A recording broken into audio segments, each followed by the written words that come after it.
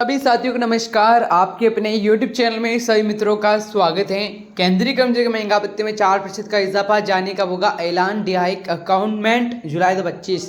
साथियों पूरी अपडेट को जरूर देखिएगा। इस चैनल के माध्यम से ब्रेकिंग न्यूज 4% डी बढ़ने के साथ ही इतने प्रतिशत की पेंशन। तो चलिए जानने से पहले जितने भी कर्मचारी जुड़े हैं चैनल के माध्यम से सभी से मेरा निवेदन है, चैनल को सब्सक्राइब करने का प्रयास नहीं किया आपने, चैनल को सब्सक्राइब कर लीजिएगा, इस वीडियो को शेयर करने का प्रयास करें।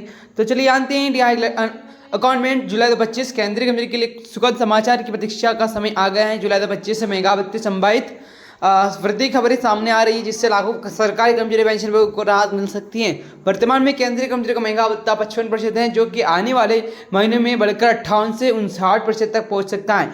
साथियों पूरी अपडेट को जरूर देखिएगा, बिना स्किप किए चैनल को सब्सक्राइब जरूर करिएगा। जैसे कि साथियों महंगा भत्ते की संभावित वृद्धि बोतम सूचकांक के आधार पर तय होती है। बढ़ती महंगाई के कारण सरकार नियमित रूप से कर्मचारी के महंगाई भत्ते समायोजन करती रहती है। इससे कर्मचारी की वास्तविक आय में कमी आती है और उनकी खरीदारी की क्षमता बढ़ रहती है। यह व्यवस्था सरकारी कर्मचारी के जीवन स्तर को बनाए रखने में महत्वपूर्ण भूमिका निभाती है। उपभोक्ता सूचकांक के निरंतर वृद्धि की बात की जाए तो इस चैनल के माध्यम से पूरी अपडेट जानने का प्रयास करिएगा। चैनल को सब्सक्राइब नहीं किया, चैनल को सब्सक्राइब भी जरूर करें। भारतीय उपभोक्ता सूचकांक में सीपीआई के आंकड़े महंगा भत्ते की दर निर्धारित करने के मुख्य आधार पर कम करते हैं। मई 2025 में लिए सूचकांक 144 के स्तर पहुंच गया है, जो पिछले महीने 143.5 अंक गिर से अधिक है। मार्च महीने तक लगातार महीनों की वृद्धि सूचकांक वृद्धि देखी जाए तो महंगा भत्ते बढ़ोतरी की संभावना मजबूत बनाती है। इस निरंतर वृद्धि के कारण विशेषज्ञों का मानना है कि महंगाई भत्ते में 3 से 4% की बढ़ोतरी सकती है।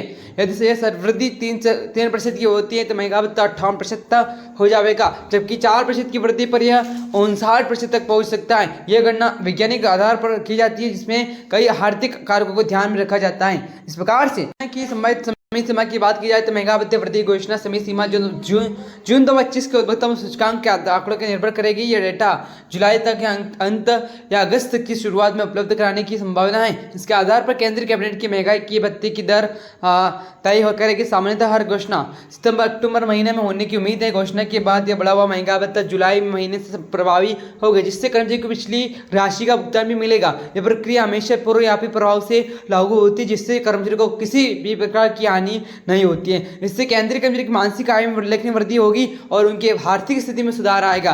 कर्मचारी की आर्थिक स्थिति पर प्रभाव क्या है चलिए जानते हैं इसके बारे में भी।